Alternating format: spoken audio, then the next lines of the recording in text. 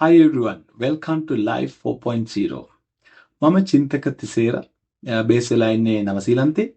ඉතින් මම අද මේ එපිසෝඩ් එකේදී කතා කරන්න බලාපොරොත්තු වෙනවා CV සම්බන්ධයෙන්. ඒ කියන්නේ ඔයගොල්ලන්ට ඕනම කෙනෙක්ට ජොබ් එකකට ඇප්ලයි කරන්න අවශ්‍ය වෙන CV එකක් කොහොමද හරි විදිහට නිර්මාණය කරගන්න කියන එක මම මෙතනදී බලාපොරොත්තු වෙන්නේ නැහැ CV එක නිර්මාණය කරන විදිය ටෙක්නිකලි පෙන්නන්න.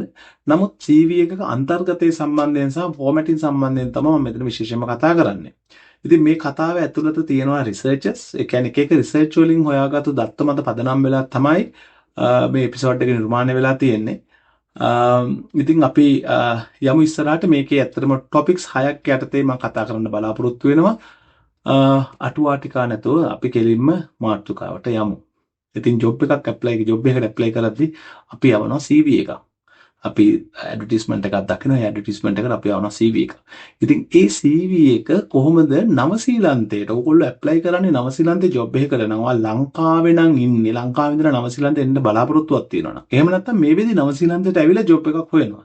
එහෙම නැත්නම් ඔය ස්ටුඩන්ට් වීසා එකකින් ඇවිල්ලා දැන් නවසීලන්තයේ ඇතුලේ ඉන්නවා. ඉන්න ගාම ඔයා ජොබ් එකක් හොයනවා. ඔයාගේ part time job එකක් වෙන්න පුළුවන්. එහෙම නැත්නම් ස්ටුඩන්ට් වීසා එකෙන් පස්සේ එතනින් පස්සේ මොකක් හරි වෙන වීසා එකකට වර්ක් වීසා එකකට මොකක් හරි එකට යනවා නම් එතනදී වාට ඕන වෙන්න පුළුවන් CV එකක් ජොබ් එකකට ඇප්ලයි කරන්න CV එකක් මාර්ගෙන්.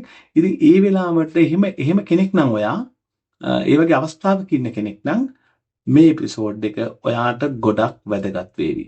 ඉතින් අපි වැඩි වටපිටාවල් නැතුව අපි කෙලින්ම යමු පළවෙනි මාතෘකාවට. ඔයාගේ CV එකට කොච්චර වෙලාවක් ලැබෙනවාද? හොඳයි. ඔයාගේ CV එකට සාමාන්‍ය කොච්චර වෙලාවක් රික්‍රූටර් කෙනෙක්ගෙන් ලැබෙනවාද?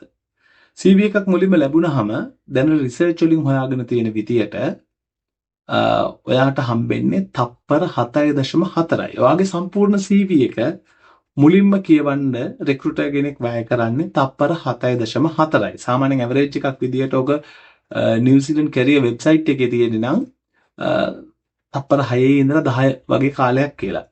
සාමාන්‍ය සමස්තයක් වශයෙන් ඕක අපි කතා කරන්නේ තප්පර 8ක් හම්බෙනවා කියලා. නමුත් රිසර්ච් එකකට අනුව මේකට ඇත්තටම ලැබෙන්නේ තප්පර 7.4යි ඇවරේජ් විදියට. ඉතින් මම දැන් මේ ස්ක්‍රීන් එකේ ඔයගොල්ලන්ට දානවා මේ රිසර්ච් පේපර්ස්. මේක තමයි රිසර්ච් එකේ කරලා තියෙන ලැඩර්ස් ලගේ eye tracking study කියලා තමයි මේකට කියන්නේ eye tracking study ladders 2018. ඉතින් මේක මම මේකේ ඩිස්ක්‍රිප්ෂන් එකේ මම ඔයගලන්ට දාලා තියන්නම් මේකේ ලින්ක් එක. ඔයගොල්ලෝ ඕනෙක් කෙනෙක්ට ගිහිල්ලා මේ ස්ටඩි එක බලන්න පුළුවන්. මේකේ විශේෂත්වය තමයි මේගොල්ලෝ මේ ස්පෙෂල් ලැබ් එකක මේක ඒ ලැබ් එක මට්ටමින් මේගොල්ලෝ බලලා තියෙනවා මේ මොකද්ද මේ රික්‍රූටර් කෙනෙක් ගියාම සාමාන්‍යයෙන් කොච්චර වෙලාවක් CV එකට යනවද? රික්‍රූටර්ස්ලා මේකට සම්බන්ධ වෙච්ච රික්‍රූටර්ස්ලා දන්නේ නැහැ ඒගොල්ලන්ව ට්‍රැක් කරනවා කියලා ඒගොල්ලන්ගේ ටයිම් එක. නමුත් ඒගොල්ලෝ ඇත්තටම ඒගොල්ලන්ගේ CV යම් ප්‍රමාණයක් ඒගොල්ලන්ගේ මේසුවට තිබ්බොත් ඒගොල්ලෝ සාමාන්‍යයෙන් එක CV එකට කොච්චර වෙලාවක් වැය කරනවද කියන එක බලලා තියෙනවා. ඊට අමතරව CV එකේ මොන ස්ථානද මේගොල්ලෝ බලන්නේ කියන එක තමයි අපිට වැදගත්ම කෑල්ල. CV එකේ දැන් අපි සමහරලාවට අපි CV එක හදද්දී අපේ හිතට එන දේවල්නේ අපි දාන්නේ. නමුත් මෙතනදී අපිට පේනවා ඇත්තටම අපිට හිතනවට වඩා දෙයක් සහ අපි හිතන තරම් හිතන්නේ නැති තරම් දෙයක් සමහරලාවට මෙතන සිද්ධ වෙනවා කියලා. ඉතින් ඕගොල්ලෝ මේ රිසර්ච් පේපර් එක බලන්න. ඉතින් මම මේ රිසර්ච් පේපර් එක මෙතන කතා කරන්න යන්නේ නැහැ මේකේ පොයින්ට්ස් එකින් එක. නමුත් අපි සමස්තයක් වශයෙන් CV එකක් හදද්දී මේකත් මේ රිසර්ච් පේපර් එකත් බේස් කරගෙන අපි බලමු මොකක්ද කියන එක. මේ රිසර්ච් එකට අනුව තමයි මම ඔයගලන්ට කිව්වේ ඔයගලන්ගේ CV එකට ලැබෙන්නේ තප්පර 7.4යි කියලා. ඉතින් තප්පර 7.4 ගදී ඔයාගේ CV එක බලලා මෙයා හොඳයි කියලා තීරණයක් ගන්න ෂෝට් ලිස්ට් වෙන්න ඔයාගේ CV එක කොච්චර මට්ටමකට තියෙන්න ඕනේද කියන එක ඔයගලන්ට තීරෙයි අපි ඊළඟට කතා කරන්න යන ටොපික්ස් වලදී. ඉතින් අපි යන් ඊළඟ ටොපික් එකට. ශ්‍රීලන්තයේ ඉන්න එම්ප්ලොයර් කෙනෙක් නවසීලන්තයේ එම්ප්ලොයර් කෙනෙක් සාමාන්‍ය CV එක බලාපොරොත්තු වෙන්නේ මොනවාද? ඒක තමයි ඊළඟ පොයින්ට් එක. දැන් අපේ ලස්සනද, කලර්ස්ද, ෆොන්ට් එකද, සමහරු කර්සිව් ලෙටර්ස් දාලා ලස්සන කරලා මාර ලස්සන එකක් හදනවා. ඉතින් එහෙම එකක්ද බලාපොරොත්තු වෙන්නේ? කන්ටෙන්ට් එකද? කන්ටෙන්ට් එක විතරද? ඉතින් රිසර්ච් එක අනුව නම් අපිට පැහැදිලිව පේන්න තිබුණා කන්ටෙන්ට් එක කොච්චර උනත් වැඩක් නැහැ. ඒක ඇට්‍රැක්ටිව් නැත්නම් එයාගේ S2 ගියේ නැත්නම් ඒ තැන් වලට ඉතින් ඒක ප්‍රශ්නයක් තියෙනවා කියලා. ඒ වගේම ඉස්සරහට මේකෙදී අපි ඉස්සරහ ටොපික් වලදී කතා කරනවා කලර්ස් ඒ ඇට්‍රැක්ටිව්නස් විතරක් නෙමෙයි මේකේ කන්ටෙන්ට් එකේ තියෙනවා යම් දේවල් ටිකක් අන්තර්ගත අන්තර්ගත විය යුතු දේවල් කීපයක් ඒවා මොනවද කියලා අපි කතා කරමු. ඉතින් ඇත්තටම දැන් මම මෙතනදී කතා කරන්න බලාපොරොත්තු වෙන්නේ මේ CV එකේ අන්තර්ගතය ගත්තාම නවසීලන්තයට සාමාන්‍යයෙන් නවසීලන්තයේ රෙක්‍රූටර් කෙනෙක් සාමාන්‍යයෙන් CV එකක දැන් මුලින්ම අපි දානවනේ CV එකේ ප්‍රොෆයිල් එක. එතකොට මේ ප්‍රොෆයිල් එකේ තියෙන සෙන්ටෙන්ස් එකේ එකක් හෝ දෙකක් ඒ චූටි පැරග්‍රාෆ් කෑල්ලේ මොනවාද සාමාන්‍යයෙන් තියෙන්නේ. ගොඩක් වෙලාවට අපි දැකලා තියෙනවා CV වල ඕගොල්ලෝ ඕක ඕවර්සෙල් කරනවා. ඕගොල්ලන්ව ඕවර්සෙල් කරන්න හදනවා මේ ප්‍රොෆයිල් එක ඇතුලේ. ඉතින් අපි චුට්ටක් බලමුද පොඩි එක්සැම්පල් එකක් මේ ඕවර්සෙල් කරපු එක්සැම්පල් එකක්. හොඳයි. ඕගොල්ලන්ට මම හිතලා මේක පේනවා ඇති කියලා. මේක කියවලා බලන්න. I am a world class IT wizard with unparalleled skill in all areas of software development. I have revolutionized systems at every company I worked for and am the perfect candidate for any technical challenge. No task is too complex for me and I guarantee success in any project I lead. මොකක්ද හිතුනේ? එනේ වැඩකාරයෙක් කියලාද ඕගොල්ලන්ට හිතුනේ? එහෙම නැත්නම් බක පඬිතෙක් කියලාද ඕගොල්ලන්ට හිතුනේ? ඕගොල්ලන්ට හිතිච්ච එක හරි. ඉතින් ඕගොල්ලන්ට හිතිච්ච විදියටම තමයි මම හිතන්නේ රෙක්රූටර් කෙනෙක්ටත් හිතෙන්නේ. අම්මා මේක අහින වැඩෙක් කියලාද හිතුනේ නෑ. ඇත්තටම මෙතනදී හිතුනේ ටිකක් ඕවර් සෙලින් මෙයා. මම ඇත්තටම මේ එක්සැම්පල් එක ඇතුලේ මේ ප්‍රොෆයිල් එක ඕවර් සෙල් කරලා තියෙන්නේ. ඉතින් අපි ඒකේ එක කාරණේට ගියොත් මෙතන හරි මේකේ තියෙන්නේ හරි ඇරගන්ට් එක හරි උද්දච්ච වචන තියෙන්නේ. මම විසර්ඩ් කෙනෙක් මම ඇවිල්ලා මේ හැමදේම දන්න එහෙම කෙනෙක් කියලා තමයි එයා කියන්න උත්සාහ කරන්නේ. හැබැයි එයාගේ හිත ඇතුලේ තිබෙන්නේ ඒක නෙමෙයි වෙන්නේ. මේ ටෝන් එකේ ප්‍රශ්නේ තියෙන්නේ. මේ ලියලා දෙන ටෝන් එකේ මෙතන ප්‍රශ්නේ තියෙන්නේ. එතකොට මෙයා කියන දේවල් හරි අවිනිශ්චිතයි. ඒ කියන්නේ මේක මෙයා එතනදී කියන දේවල් ගැලපෙන්නේ නිකන් එහෙම කරන්න පුළුවන්ද ඕනම software එකක් ඕනම කම්ප්ලෙක්ස් ප්‍රශ්නයකට විසඳුමක් දෙන්න. එයා almighty god නෙමෙයිනේ. ඉතින් ඒක නිසා එතන ඒ කියන දේවල් අවිනිශ්චිතයි. ඊට අමතරව මේ lack of evidence ඒ කියන්නේ සාධක ගොඩක් අඩුයි ඒක ඇතුලේ. ඒක ඇතුලේ තියෙන ස්ටේට්මන්ට් එකක් විතරයි තියෙන්නේ. ෆැක්චුවල් එකක් නෙමෙයි ඒක. ඉතින් ඊට අමතරව දැන් මේ විශේෂයෙන් මේ නවසීලන්තයේ එම්ප්ලොයර්ස්ලා මේ නිහතමානීකම කියන එකට ගොඩාක් කැමතියි. ඉතින් ඒගොල්ලෝ බලාපොරොත්තු වෙන නිහතමානී සහ යථාර්ථවාදී. ඒක මාර වැදගත්. ඕගොල්ලෝ නවසීලන්තයේ ජොබ් එකකට ඇප්ලයි කරන්නේ දන්න දේ ඇත්ත සැටියෙන් කියන එක තමයි තාමත් වැදගත් වෙන්නේ. ඉතින් ඒකින්ද මේ ප්‍රොෆයිල් එකට අවධානය දෙන්න අපි නිකන් බලමු ඒ කියන්න ඕනේ ටිකම හරි විදිහට කොහොමද කියන්නේ කියලා බලමු. මම ෂෙයා කරන්නම් ඒක. මේ simple and effective example එකක්. මේක තමයි recommended මට ආවේ. Detail-oriented IT professional with 4 years of experience in software development and system integration. Skills in Java, React, and cloud technologies with a strong focus on delivering user-friendly solutions, proven ability to work in agile teams and meet project deadlines. හරිම නිරහංකාරයි. ඒ වගේම evidence තියෙනවා. මෙච්චර experience එකක්, මෙච්චර skill එකක් මේ softwares වල. ඒ කියන්නේ එයාගේ බෑග්ග්‍රවුන්ඩ් එක සම්පූර්ණයෙන්ම එක කියන්නේ පුංචි පැරග්‍රාෆ් එකක් ඇතුලේ එයාගේ මුළු CV එකේම තියෙනවා ටික කැටි කරලා තියෙනවා. ඉතාමත්ම සරලව. ඉතින් ඒක තමයි නිහතමානීත්වය තමයි මුලින්ම බලන්නේ. මුලින්ම කියවන්නේ ඕකනේ. ප්‍රොෆයිල් එක මුලින්ම තියෙන්නේ. නම ගම ඔක්කොම කලින් ටක් කරලා ප්‍රොෆයිල් එක බලන්නේ. ඉතින් ප්‍රොෆයිල් එක බලපුවම තියෙන්නේ ඔන්න ඔය විදිහට නම් ඉතාමත්ම නිහතමානී සාධක සහිතව යථාර්ථවාදීව තියෙන එකක් නම් ඕගොල්ලන්ගේ CV එකට ඊළඟට කියන්නේ බලන එක්කෙනා ඊළඟ ස්ටෙප් එකට යන්න තියෙන අවස්ථාව ගොඩක් වැඩි. අපි එහෙනම් බලමු ඊළඟ ටොපික් එක. මම ගොඩක් දැකලා තියෙනවා මේ සමහර පොඩි වීඩියෝස් වල ගොඩක් මේවා වල කියන්නේ උපදෙස් දෙන තැන් වල මම ගොඩක් දැකලා තියෙනවා මේ CV ෆෝමැට් එක. නවසීලන්ත CV. මොකද්ද මේ නවසීලන්ත CV ෆෝමැට් එක කියන්නේ? එක පැත්තකට ස්කිල්ස් ටික දාන එකද? එක පැත්තකට work experience දාන එකද? එහෙම නැත්නම් මොකද්ද මේක? මේ කලර්ස් වලින් දාන එකද? මොකද්ද? ඇත්තටම නවසීලන්තයේ ඇතුලේ කියලා එහෙම මේ අපිට එහෙම කරන්න ඕනේ විශේෂ ෆෝමැට් එකක් නැහැ. ඒක තීරණය ඔයාගේ CV එකේ ෆෝමැට් එක මොකක්ද කියන එක. ඒ කියන්නේ ඔයාගේ එක්ස්පීරියන්ස් තියෙනවනේ කොතනද? ඔයාගේ ස්කිල්ස් තියෙනවනේ කොතනද?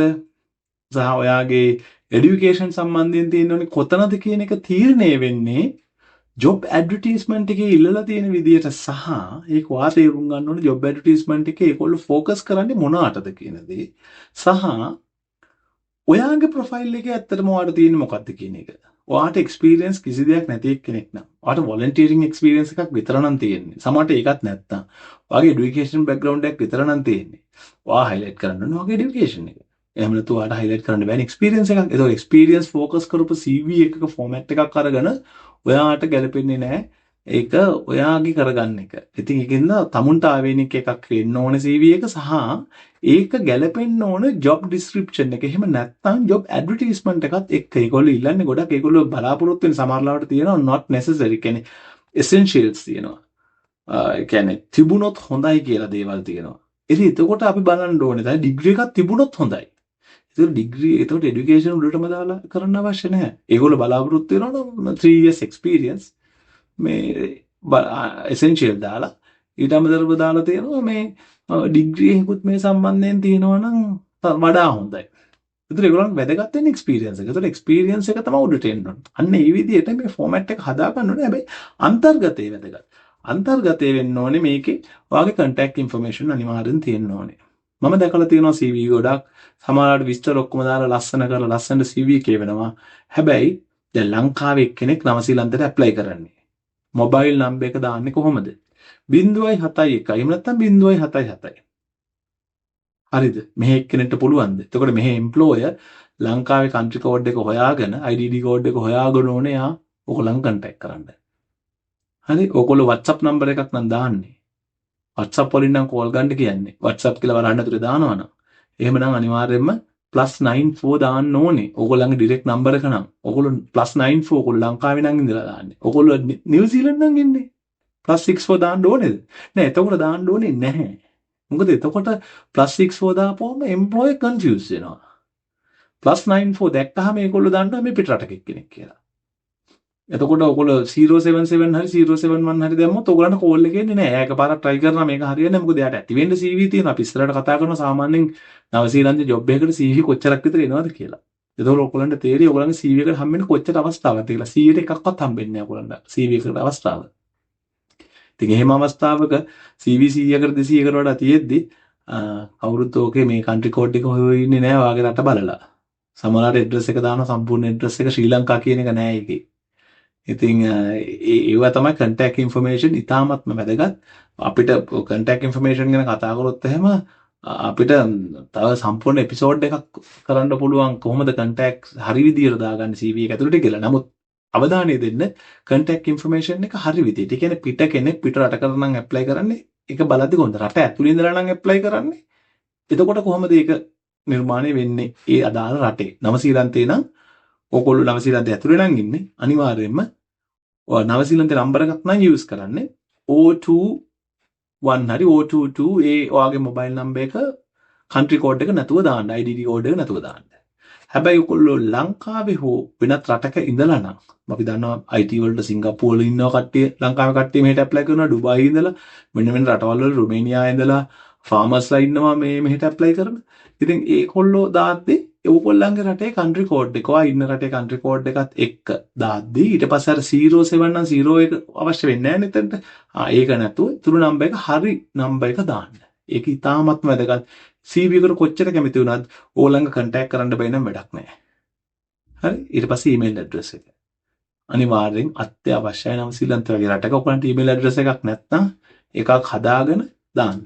ඊට පස්සේ ඊමේල් චෙක් කරන්න ඕනේ. දැන් සමහර ඊමේල් ඇඩ්‍රස් දාලා එවනවා. අපිට හම්බෙලා තියෙනවා මෙකැනික්ස්ලා වගේ ජොබ් වලට ඇප්ලයි කරනවා මේ ඊමේල් එකක් දාපුවම රිප්ලයි නැහැ. මොකද හේතුව ඒගොල්ලෝ ඊමේල් බලන්නේ නැහැ. ඉතින් ඊමේල් බලන්න. ඊමේල් අනිවාර්යෙන් ඔයගොල්ලන්ගේ ෆෝන් එකට දාලා notification එන්න හදලා තියාගන්න. ඔටෝමැටිකලි ඊමේල් එකක් ආවොත් ඒක බලන්න. ඔටෝමැටිකලි දැන් notification එක ආවම අනිවාර්යෙන් ගිහලා මොකද්ද මේක? සමහරවිට ප්‍රොමෝෂන් ඊමේල් එකක් වෙන්න පුළුවන්. ඔයා ඊමේල් එක යූස් කරන්නේ නැති කෙනෙක් වෙන්න පුළුවන්.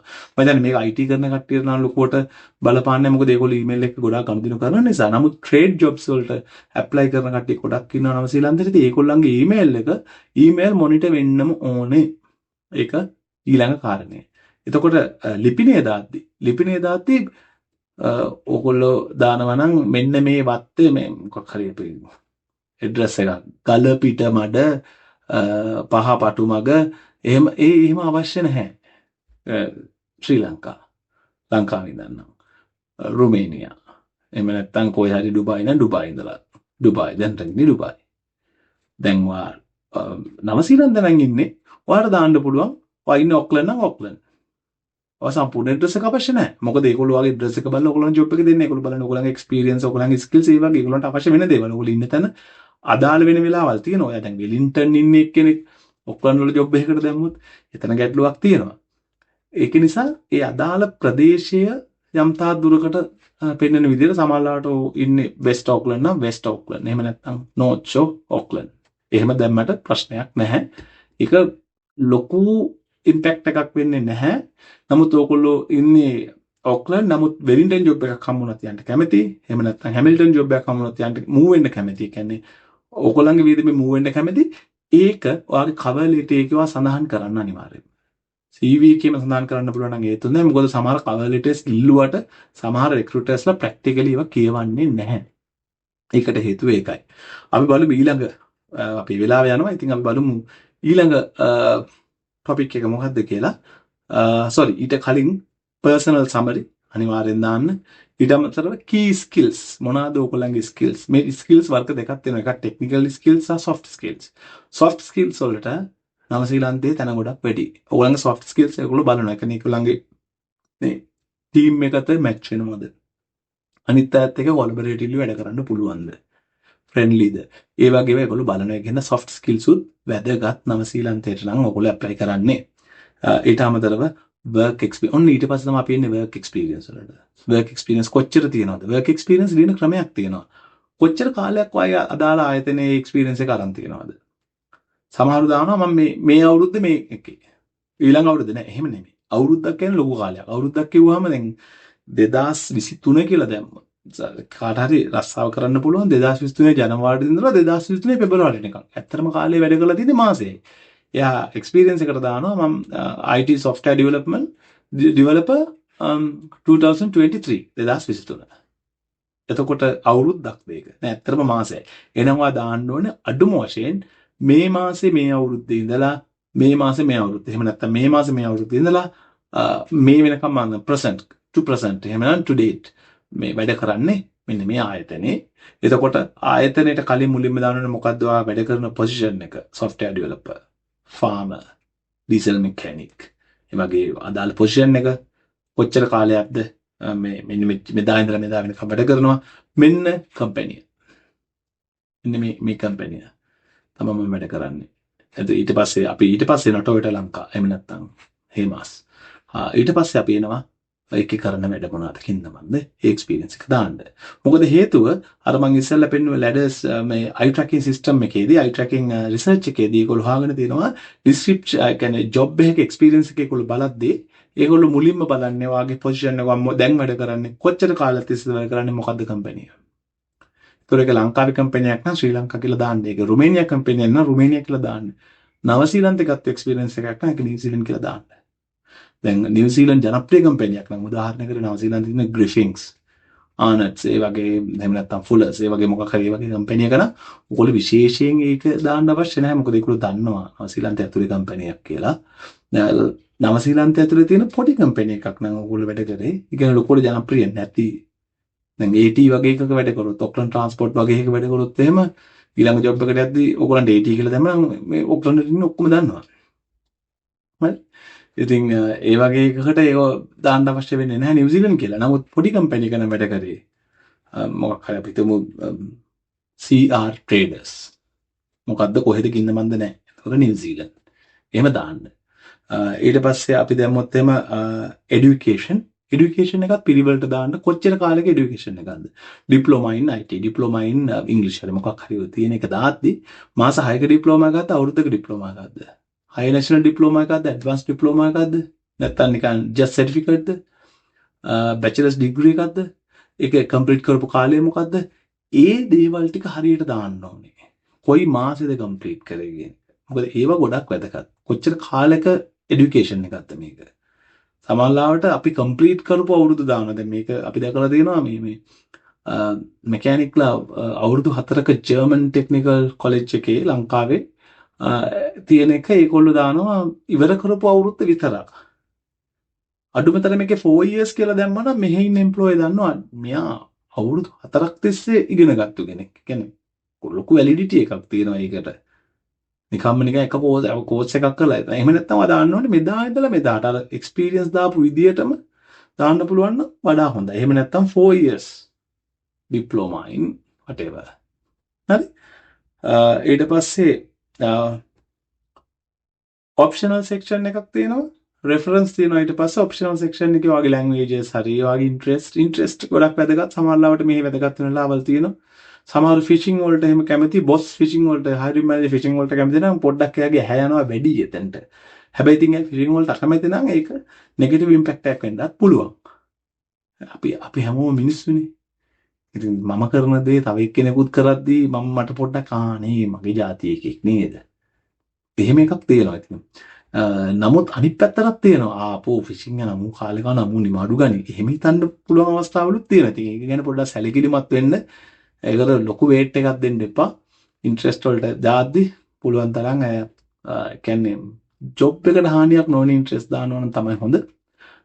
ඊට අමතරව රෙෆරන්ස් දාද්දි ඔයගොල්ලන්ගේ රෙෆරන්ස් ලකුණු දාන රෙෆරන්ස් එක එක්කෙනා දන්නවා නම් ප්‍රශ්නයක් නෑ. නැත්තම් හොඳම දේ තමයි රෙෆරන්ස් ඉස්සරහට දෙන්නම්. රෙෆරන්ස් upon request කියන එක රෙෆරන්ස් on request කියලා ඔයගොල්ලන්ට මේ දාන්න පුළුවන්. එතකොට ඒගොල්ලෝ රෙෆරන්ස් අනිවාර්යෙන් නවසීලන්තේ රෙෆරන්ස් අනිවාර්යෙන් දෙකකට වඩා දෙකක් හෝ ඊට වැඩියෙන් ඉල්ලනවා.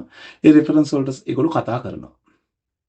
ඉතින් ඒක නිසා ඒක ඇත්ත රෙෆරන්ස් ඒගොල්ලෝ කතා කරොත් උත්තර දෙන්න පුළුවන් රෙෆරන්ස් දාන්න. ඉංග්‍රීසි අකුරක්වත් කියව ගන්න බැරි කෙනෙක්ගේ රෙෆරන්ස් දාලා යාට කෝල් එකක් ආවයින් පස්සේ යා කට උත්තර නැති වෙනවා නම් ඒක බලපාන්න ඔයාට.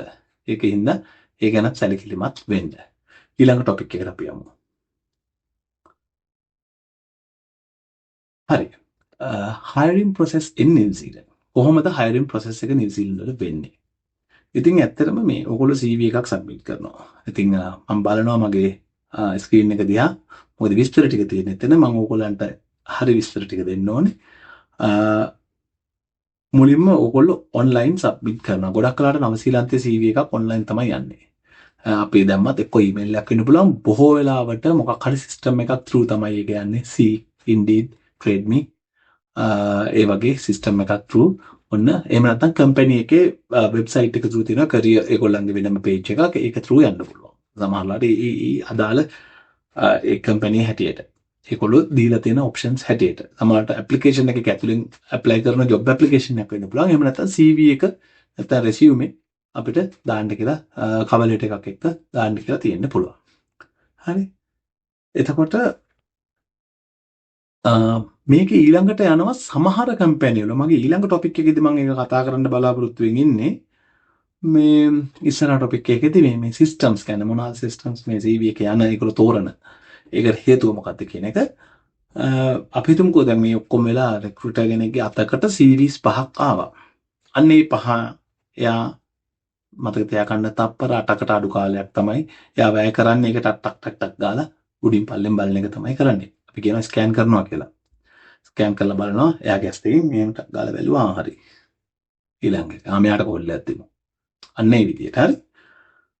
ඊට පස්සේ මේගොල්ලෝ එහෙම ස්කෑන් කරලා ෂෝට් ලිස්ට් කරගන්නවා. අමල්ලාවට කම්පැනිස් ATS systems use කරනවා. ඒ කියන්නේ application tracking systems use කරලා මේගොල්ලෝ ෂෝට් ලිස්ට් කරගන්නවා CVs 5ක් වහයක්. ඊට පස්සේ ඒවට කෝල් කරනවා. දැන් ඕගොල්ලන්ට තියෙන ප්‍රශ්නේ තමයි ඔන්න ඔතන. ඕගොල්ලෝ CV දානවා 100ක් විතර.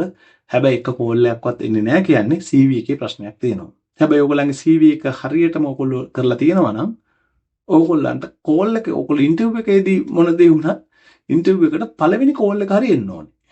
ෆස්ට් කෝල් එක එන්න ඕනේ හායි කියලා හරි. එහෙම එනවා කියන්නේ ඔයාගේ CV එක එයා ස්කෑන් කරලා තියෙනවා බලලා තියෙනවා අතට ගිහිල්ලා තියෙනවා. එයා අර තප්පර 7ක් ඇතුළත තප්පර 8ක් ඇතුළත මෙහෙම බලපු එකටක් ගාලා ඔයා පාස් වෙලා තියෙනවා. ඔයාගේ CV එක එතනින් ඉතරහට ඇවිල්ලා තියෙනවා. එහෙනම් ඔයාගේ CV එක හොඳ CV එකක් ඔයාලට කෝල්ස් එනවා. හරි?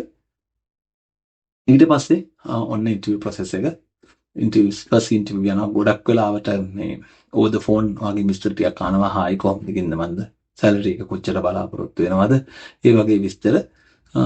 ඉතින් අපි ඉස්සර එපිසෝඩ් වලදී කරමු කොහොමද සැලරි අපි රික්වෙස්ට් කරන්නේ කොහොමද අපි සැලරි එකක් අපේ එක්ස්පෙක්ටේෂන් එක කොහොමද අපි කියන්නේ කියලා හානියක් නොවන විදිහට අපේ මේ රික්‍රූට්මන්ට් ප්‍රොසෙස් එකට හානියක් නොවන විදිහට ඒක බ්‍රෝඩ් ලොකු මාතෘකාවක්. ඉතින් ඊට පස්සේ තමයි ඔන්න සෙකන්ඩ් ඉන්ටර්විව් සමහර ඒවාට තර්ඩ් සමහර ඒවාට තියෙනවා ටෙස්ට් තියෙනවා පොඩි පොඩි එක්සෑම්ස් තියෙනවා ජොබ් එකට කලින්. ඉතින් ඒ වගේ ඒවා ගිහිල්ලා ඒක පාස් වෙලා ෆයිනලි රෙෆරන්ස් චෙක් කරලා ඔන්න ජොබ් එකට යනවා. ඔක තමයි හයරින් ප්‍රොසෙස් එක නවසීලන්තේ සාමාන්‍යයෙන් කියන්නේ යූෂුවලි වෙන ප්‍රොසෙස් එක. ඔයිට අමතරව වෙන වෙන ආකාරයන් වලින් වෙන්න පුළුවන් අවස්ථා තියෙනවා. රෙෆරන්ස් ට්‍රූ අරගෙන ඉන්ටර්විව්ස් මුකුත් නැතුව යන අවස්ථා තියෙනවා. ඉතින් නමුත් සමස්තයක් වශයෙන් මම දැන් ඔය කිව්ව ප්‍රොසෙස් එකට තමයි වෙන්නේ. ටිප්ස්. ඔයාගේ CV එක හදද්දී මෙන්න මේක ඉතාමත්ම වැදගත් මාතෘකාවක්. මම මේ කියන ටොපික් එකක් මේක.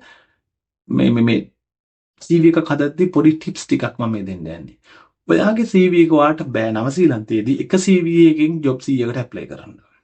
අඩුතරම ජොබ් දෙකකටවත් ඇප්ලයි කරන්න එක CV එකකින් ඉතාමත්ම අමාරුයි. ඒ ජොබ් එකේ ඉල්ලලා තියෙන දේවල් වල හැටියට ජොබ් එකේ කියලා තියෙන දේවල් වල හැටියට ජොබ් ඇඩ්වර්ටයිස්මන්ට් එකේ ඔයාට සිද්ධ වෙනවා ඔයාගේ CV එක කස්ටමයිස් කරන්න. කස්ටමයිස් කරනවා කියන එකේ අදහස අපි හිතමු ඔයාගේ එක්ස්පීරියන්ස් තියෙනවා ලොකු රේන්ජ් එකකට. අපි හිතමු ඔයා බිස්නස් ඇනලිස්ට් කෙනෙක්. ඔයා software development උත් දන්නවා. බිස්නස් ඇනලිස්ට් පාර්ට් එකක් දන්නවා. එතකොට ඔයා කෝඩින් කරන්නත් දන්නවා.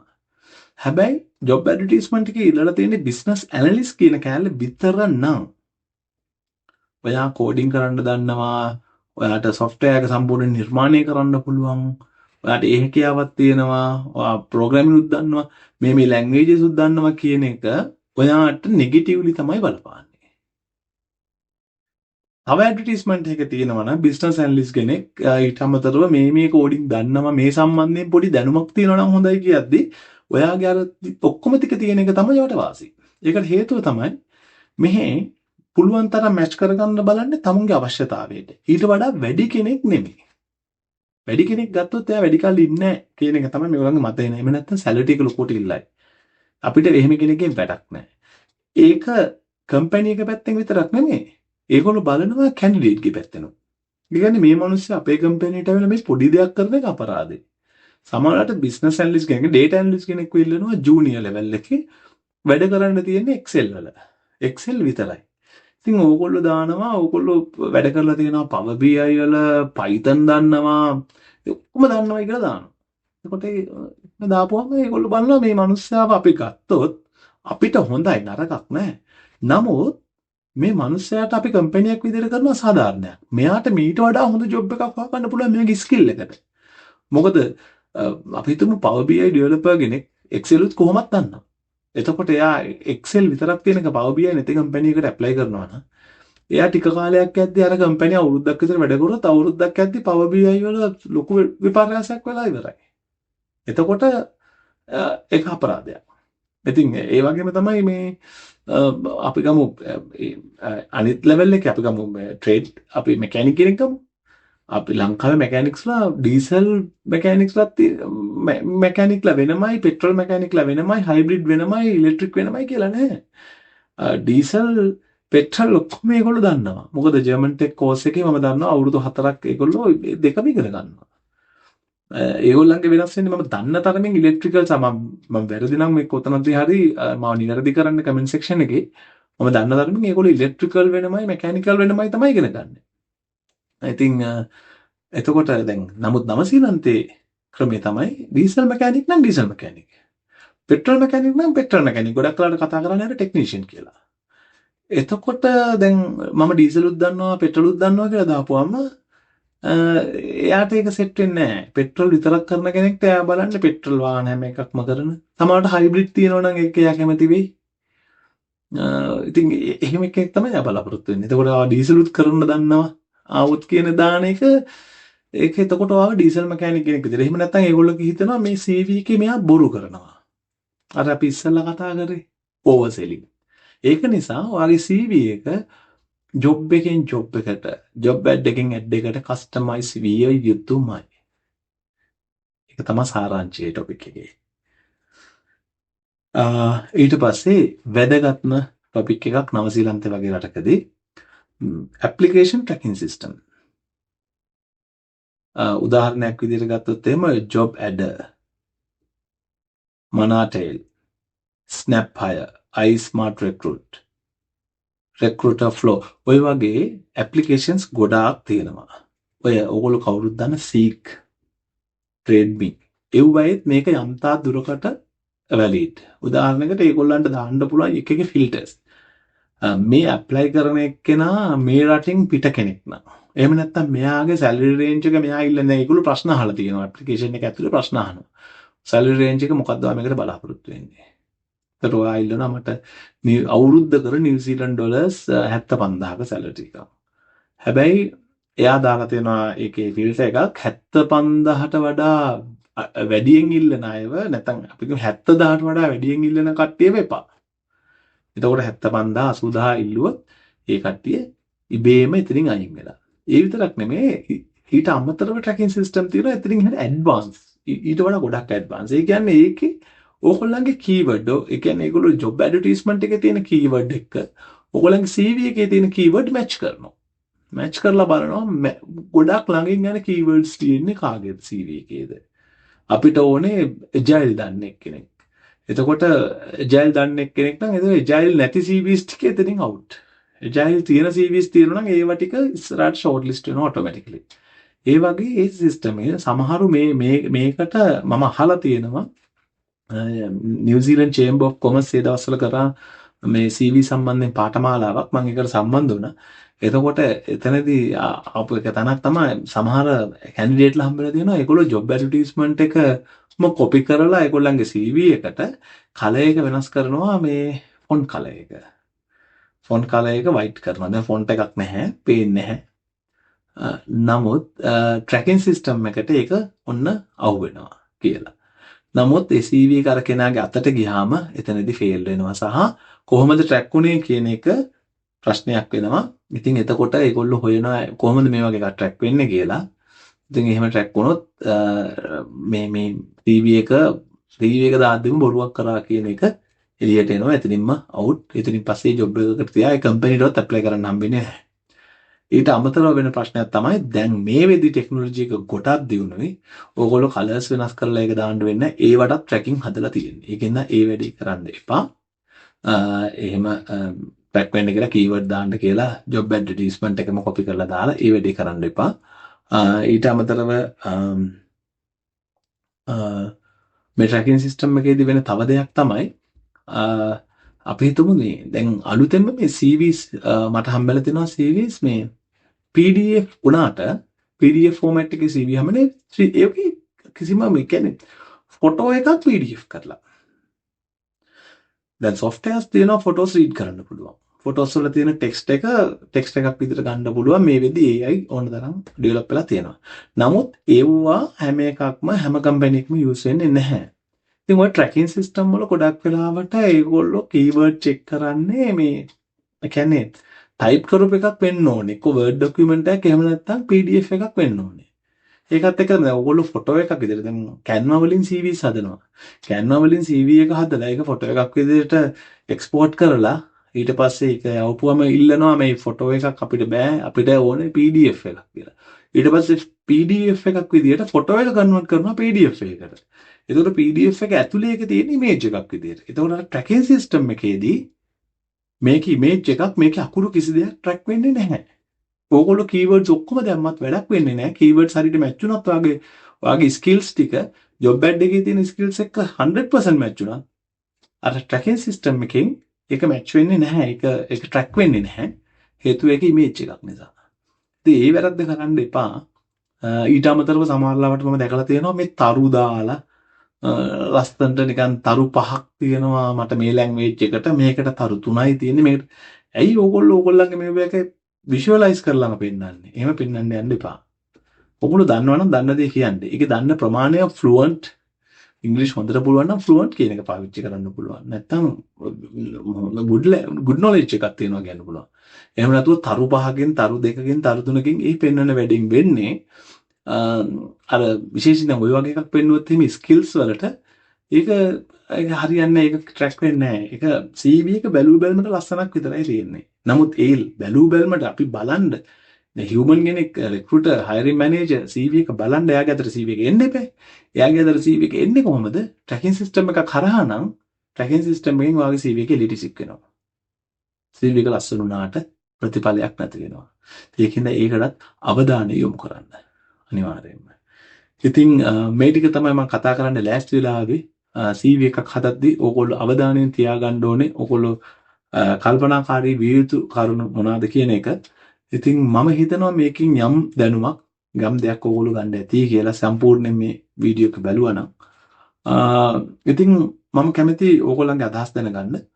ඉතින් කමෙන්ට් කරන්න වෙන මොනවද ඕගොල්ලන්ට දැනගන්න ඕනේ මේ සම්බන්ධයෙන් සහ මොන වගේ ටොපික්ස්ද මේ CV එපිසෝඩ් එකේ CV මේ පොඩ්කාස්ට් සීරීස් එකේ CV සම්බන්ධයෙන් කතා කරන සීරීස් එකේ මොන වගේ ටොපික්ස්ද ඔයගොල්ලන්ට කතා කරන්න සහ දැනගන්න ඕනේ. ඇත්තටම මෙතනින් එහාට අපිට මේ කතා කරපු මේ කරුණු කාරණා 6 හෝ 7 පැය ගණන් කතා කරන්න පුළුවන් ඔය එකින් එක. ඩීප්ලි. ඉතින් අපි හිමින් සීරියව කතා කරමු. නමුත් ඕගොල්ලන්ගේ අවශ්‍යතාවය මොකක්ද කියලා මම දැනගන්න කැමතියි. එහෙම කමෙන්ට් කරොත් මට පුළුවන් වෙයි ඕගොල්ලන්ට ඒ අවශ්‍යතාවයට සරල වෙන විදියට ඊළඟ එපිසෝඩ් එක නිර්මාණය කරගන්න. ඉතින් බොහොම ස්තුතියි රැඳිලා හිටියට live 4.0 අනිවාර්යයෙන්ම subscribe කරලා තියාගන්න සහ අවශ්‍ය දේවල් අවශ්‍යතාවය අනුව සහ අනිත් එක මේකේ recruitersලා බලන්න පුළුවන් HR professionalsලා බලන්න පුළුවන්. ඉතින් ඒගොල්ලෝ මම මොනවා හරි කොතනක හරි වැරදි දෙයක් නොගැලපෙන දෙයක් හෝ මොනවා හරි එහෙම කියලා තියෙනවා නම් මාව නිවැරදි කරන්න කමෙන්ට් සෙක්ෂන් එකේ දාන්න මෙන්න මෙතන ඔයා කිව්ව දේ මෙන්න මෙහෙම වැරදි කියලා. එහෙම නැත්නම් මේක මේ විදිහට නිවැරදි විය යුතුයි. එහෙම නැත්නම් මේක මීට වඩා මෙහෙම දෙයක්. මීට වඩා හොඳ විදිහට මෙහෙම කරන්න පුළුවන් කියන දේ සතුටින් බාර ගන්නවා ඕගොල්ලන්ගේ ප්‍රතිචාර. බොහොම ස්තුතියි. අපි හම්බෙමු ඊළඟ එපිසෝඩ් එකේදී.